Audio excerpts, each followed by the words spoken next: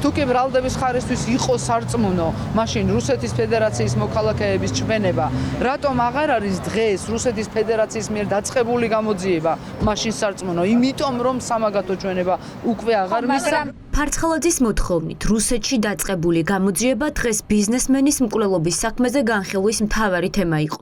ლევან ჯანგველაძის გარემოცვის წევრები, რომლებმაც ჩვენებას საქართველოს ყოფილი გენპროკურორის და მისი გარემოცვის წინააღმდეგ მისცეს, ადვოკატებმა ანგარებით ჩადენილ დანაშაულში მოსამართლის წინაშე ამხილეს.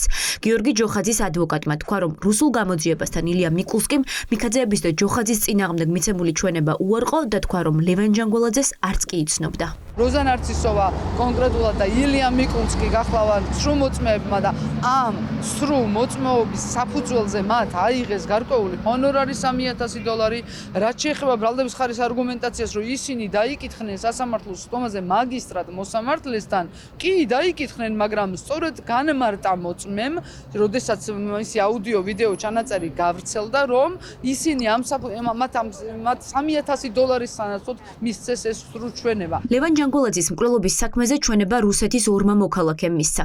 ერთ-ერთმა როზა ნარცისოვამ შაბათს ვიდეო მიმართვა გაავრცელა, სადაც ყვება, რომ რუსეთში ამ ჩვენების გამო ტერორის მსხვერპლი გახდა. მათ ფარცხალაძემ უჩიულა, რის გამოც მოსკოვის პოლიციაში მიიყვანეს, დააშინეს, ციხით ემუქრებოდნენ და მასთან ერთად მყოფი მოწმე მიკულსკის ვიდეო ჩააწერინეს, რომ თითქოს საქართველოში ჩვენება ფარცხალაძის წინააღმდეგ ფულის სანაცვლოდ მისცა. Данное видео записываю, так как считаю, что წერ ვიდეოს, რადგან ვთვლი, რომ მე და ჩემს მეგობარს ილია მიკულსკის საფრთხე გვემუქრება. იმ მიზეზით, რომ 2025 წლის ბოლოს საქართველოში ჩავედით ჩვენი კეთილი ნებით, რათა ჩვენება მიგვეცა. უფრო სწორად ინფორმაცია მიგვეწოდებინა. ჩვენ ყველაფერს ხელი მოვაწერეთ, ყველაფერი მოვყევით და სახლში გავემგზავრეთ. და აი სულ ცოტა ხნის წინ დაიწყო მუქარები ჩვენი მისამართით. ილია უფრო ადრე გამოიძახეს და როგორც გავიგე, მასზე ზეწოლა განხორციელდა. აიძულებდნენ ეთქვა ინფორმაცია, რომელიც მას არ გაუჟღერებია. ასევე მას ემუქრებოდნენ, რომ 20 წლით ციხეში გაუშვებდნენ, დამამცირებლად ექცეოდნენ, წაართვეს ტელეფონი, კამერითაც უღებდნენ. მიუხედავად იმისა, რომ ეს კანონდარღვევა, იურისტი იქ არ ყოფილა, მხოლოდ ორი გამომძიებელი იყო, რომლებიც მას დამამცირებლად ექცეოდნენ. ილია მიკულსკის ჩვენება რუსულმა გამოძიებამ, რომ სავარაუდოდ ზეწოლის შედეგად მიიღო, ეს ვიდეო მიმართვაც ადასტურებს. როზა ნარცისოვა უპრეცედენტო ტერორზე საუბრობს, რომელიც მისივე თქმით მოწმეებს ოთარ ფარცხალაძის დავალებით მოუწყვეს. საქმის პროკურორი ამბობს, რომ რუსი გამომძიებლების მიერ გადაღებულ ვიდეო მიმართვაში ფაქტობრივი უზუსტობებიც არის. ჩვენთვის ამოსავალი წერტილი არის მოწმის გამოკითხვის ოქმი და მოწმის დაკითხვის ოქმი, სადაც ეს მოწმეები მათ შორის გაფრთხილებული არიან სრულ ინფორმაციის მოსალოდნელი პასუხისმგებლობის თაობაზე და არა მარტო გამოძიების ეტაპზე, მოსამართლის წინაშეც თარჯიმნის მეშვეობით დაიკითხნენ სასამართლო პროცესზე. ამიტომ ახლა უბრალოდ შინაარსიო შევიდე მათ შორის ერთ-ერთი მოწმის, რომელიც ვიდეოში ავრცელებს, რომ თითქოს კითხვები არ დასმიან, ძალიან მარტივად გეტყვით. სხდომის ოქმიც კი არის გადმოცემული, სადაც კითხვა პასუხის რეჟიმში მიმდინარეობს დაკითხვა და უფრო შორსაც რო წავიდეთ, მოსამართლე გამომძიებელს ეუბნება, რომ აცადეო პასუხის გაცემა და მერე დაუსვა შეკითხვა. ლევან ჯანგველაძის შეკვეთილი მკვლელობის საქმეზე გამოძიებას მოწმეთა ჩვენებების გარდა ვიდეო სამეთვალყურეო კამერების ჩანაწერები და ფარული საგამოძიებო მოქმედებების შედეგად მოპოვებული მტკიცებულებები აქვს.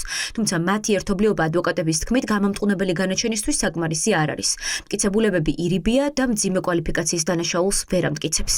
ამ მტკიცებულებებით, რომელიც საქმეში არის ერთადერთი და სწორი სამართლებრივი გადაწყვეტილება არის გამამართლებელი განაჩენი და ჩვენ ველოდებით ამ გამამართლებელ განაჩენს აი გუშინ წინ რაც მოხდა მაგალითად რომ გამოჩნდა მოწმეების ურთიერთსაწინააღმდეგო პოზიცია ეს ის მოწმეებია შეგახსენებთ რომლებსაც ჩვენ ვამბობდით რომ არ შეიძლება ამ გზით მათი საქმეში მოხვდა უცებ გამოჩნდნენ დაკითხა პროკურატურამ უცებ წავიდნენ მოსკოვში შემდეგ სასამართლოზე ჩვენ ვაყენებდით შუამდგომლობას რომ მოგცემოდა საშუალება მისი დაკითხვის სასამართლომ ეს არ გაითვალისწინა და მის ჩვენები პირდაპირ ჩადო საქმეში 29 აპრილს ლევან ჯანგველაძის მკვლელობის საქმეზე პროცესი მხარეთა რეპლიკებით გაგრძელდება.